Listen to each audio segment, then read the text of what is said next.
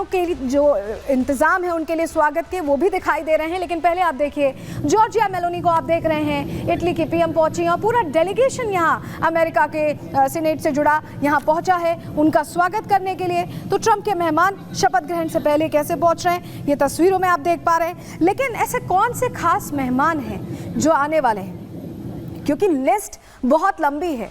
जो अलग अलग फैसले ले रहे हैं डोनाल्ड ट्रंप, उसके लिए उन्होंने जो इस बार लिस्ट बनाई है वो स्पेशल है, खास है, हर वर्ग के लोग आपको दिखेंगे। क्यों हम ऐसा कह रहे हैं, चलिए जानकारी आपके सामने रखते हैं। ट्रंप की शपथ के जो खास मेहमान है, सबसे पहले समझिए अरबपति मेहमान कौन कौन है। एलन मस्क, उनकी पूरी जो कन्वेंसिंग थी उसमें उनके साथ लीड फेस थे, उनको बैकिंग मिली पूरी, और एलन मस्क लगातार अब उनकी सरकार का भी हिस्सा है। वहीं जेफ बेजोस की अगर हम बात करें तो ये देखिए इनका भी नाम है, अमेजन के ये फाउंडर हैं। और इसके अलावा मार्क ज़ुकरबर्ग, फेसबुक के फाउंडर आप जानते हैं। इसके अलावा मुकेश अंबानी, भारतीय उद्योगपति, नामी उद्योगपति, ये पार्टी में भी शामिल हुए थे इससे पहले। कल की जो तस्वीरें सामने आई थी, इसके अलावा शो चू, ये टिकटॉक के मेन चेहरे हैं और इनका प्रबंधन चलता है उसमें, तो इनको बुलाया गया। इसके अलावा ग्लोबल लीडर्स की अगर बात करें तो भारतीय विदेश मंत्री एस जयशंकर, इटली की प्रधानमंत्री जॉर्जिया मेलोनी पहुंच चुकी है, उनकी तस्वीर हम आपको दिखा चुके हैं। इसके अलावा हंगरी के प्रधानमंत्री विक्टर ऑर्बन पहुंचने वाले हैं।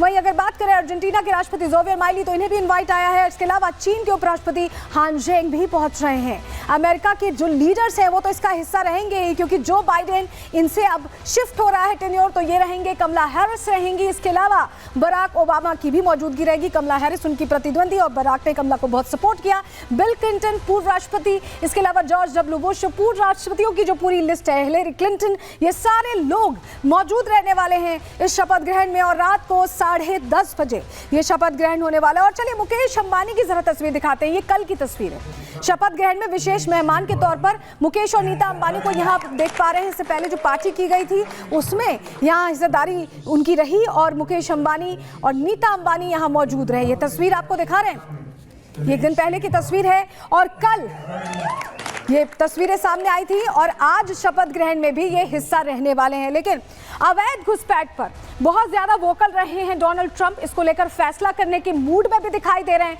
तो क्या अब मोदी मॉडल एक्टिव होने वाला है अमेरिका में? क्यों हम ऐसा कह रहे हैं, डिटेल में आपको रिपोर्ट के जरिए समझा रहे हैं। Together we will make America great again. Super power America को डोनाल्ड ट्रंप के रूप में अपना 47वां राष्ट्रपति मिलने जा रहा है। डोनाल्ड ट्रंप ने कसम खाई है कि अमेरिका के राष्ट्रपति का पदभार ग्रहण करने के साथ ही पहले दिन बच्चों को जन्म से मिलने वाली नागरिकता का प्रावधान खत्म कर देंगे, जिसका सीधा अर्थ ये है कि अवैध तरीके से बाहर के लोगों को अमेरिका की नागरिकता नहीं मिलेगी। डोनाल्ड ट्रंप अपने चुनाव प्रचार के दौरान घुसपैठ के मुद्दे पर खासा मुखर रहे। अमेरिका में बढ़ते क्राइम ग्राफ के लिए ट्रंप अवैध घुसपैठियों को जिम्मेदार मानते हैं। We will make America proud again.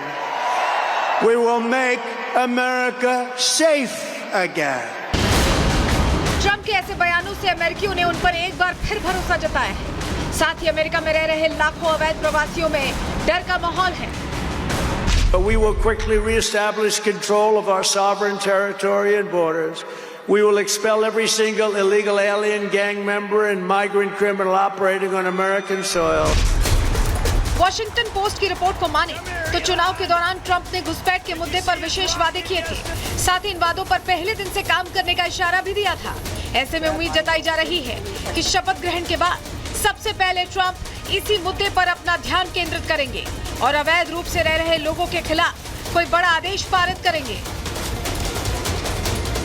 Wall street journal की एक रिपोर्ट में भी बताया गया है कि अमेरिकी प्रशासन ने डोनाल्ड ट्रंप के पदभार ग्रहण करने के अगले दिन ही शिकागो में बड़े पैमाने पर छापे मारने की योजना बनाई है, जिससे अवैध रूप से रह रहे लोगों को चिन्हित कर कार्रवाई की जा सके। व्यू रिसर्च सेंटर की रिपोर्ट के मुताबिक 1990 में अमेरिका में जहां 2.33 करोड़ प्रवासी थे, वहीं 2017 में यह आंकड़ा 4.98 करोड़ पर पहुंच गया। यानी अमेरिका में प्रवासियों की संख्या 110% बढ़ी। वहीं साल 2023 के डेटा के मुताबिक अभी ये घटकर 4.78 करोड़ है। घुसपैठ करने वाले ज्यादातर प्रवासी अमेरिका के पड़ोसी देशों से हैं। इनमें सबसे ज्यादा हॉन्डुरस के 2,61,000 अवैध प्रवासी हैं।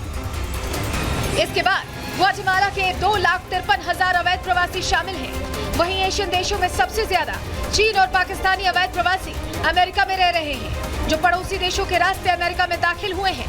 ऐसे में ट्रंप सीमा सुरक्षा को बढ़ाने पर विचार कर रहे हैं। We're going to bring back law and order to our cities. We're going to restore patriotism to our schools, get radical left, woke ideologies the hell out of our military and out of our government. अवैध घुसपैठियों से America ही नहीं, भारत भी खासा परेशान रहा है। हर साल हजारों बांग्लादेशी अवैध रूप से भारत में घुस रहे हैं, जो भारत को आर्थिक और राजनीतिक रूप से नुकसान पहुंचा रहे हैं। यही वजह है कि पीएम मोदी यूसीसी जैसे कानून लाकर ऐसे अवैध घुसपैठियों पर लगाम लगाना चाहते हैं।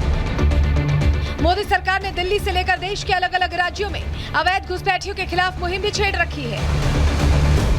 आज बंगाल के युवाओं को मिलने वाले अवसर ये घुसपैठिए छीन रहे हैं। आपकी जमीन जायदाद पर वो लोग कब्जा कर रहे हैं। पूरा देश चिंतित है। बंगाल के सीमावर्ती इलाकों में डेमोग्राफी बदली गई है। अवैध घुसपैठ पर भारत और अमेरिका की नीति एक जैसी है। ऐसे में देखना ये होगा कि सत्ता संभालते ही ट्रंप किस रणनीति के साथ आगे बढ़ते हैं। Bureau report, Republic Bharat. We will make America. तो अपनी प्राथमिकताओं को लेकर कैसे आगे बढ़ने वाले हैं डोनाल्ड ट्रंप, अब ये आपको समझाने वाले रहे हैं। सबसे पहले युद्ध की बात कर लेते हैं। युद्ध को लेकर क्या रणनीति बदलने वाले हैं। दरअसल ट्रंप सत्ता संभालते ही बड़े मुद्दों पर काम करेंगे। रूस यूक्रेन युद्ध को रोकने के लिए प्रभावी कदम उनकी तरफ से उठाए जा सकते हैं, ऐसी जानकारी मिल रही है। इजराइल हमास युद्ध पूरी तरह से रोकने पर उनका जोर है। ट्रंप ने हमास को पहले ही इसको लेकर चेतावनी दी थी।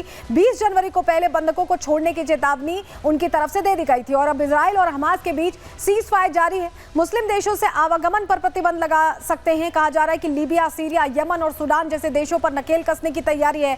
विदेशी सामान पर ज्यादा टैरिफ की भी योजना डोनाल्ड ट्रंप बना सकते हैं। कई देशों पर टैरिफ बढ़ाने की वकालत उनकी तरफ से की गई थी। सामान महंगे करने वाले रेवोल्यूशन का वो खात्मा भी कर सकते हैं। तो ये बड़े फैसले उनकी तरफ से हो सकते हैं। लेकिन इसके अलावा रेवेन्यू पर भी निगाहें, जो हम आपसे कह रहे थे कि रेवेन्यू और बेटर करने पर उनका जोर है। कैसे रेवेन्यू सिस्टम पर निगाहें और कैसे युवाओं ने जिनका साथ इस वक्त दिया है इस बार इस चुनाव में, उनको साधने की कोशिश है। चलिए जानकारी आपके सामने रख रहे हैं।